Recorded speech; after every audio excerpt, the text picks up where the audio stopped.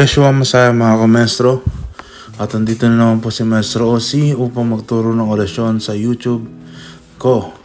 So ito pong orasyon na to ay maganda para sa mga nag-uumpisa at sa mga naipagkumbate na.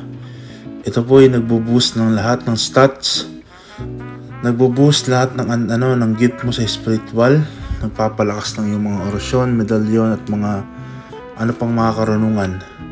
So ito yung magmimistulang bitamina sa iyong katawang espiritual upang sa ganun na yung magtagumpay at mas lalong sumagad ng bisa ng inyong mga abilidad o ability sa espiritual. Ito ang orasyon pampalakas ng ability o pampalakas ng abilidad o spiritual stat sa spiritual.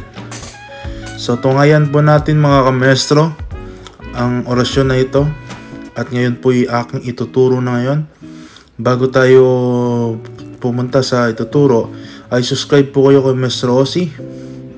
Subscribe niyo po si Maestro Ozzy. Help me to reach 100k subscriber para magkaroon ako ng silver button.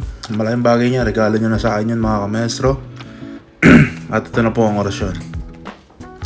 Orasyon, pampalakas ng abilidad at pangsagad ng full stat. Iusal sa isang basong tubig, usalin ng 3 beses at ibulong sa tubig. Ito ang orasyon.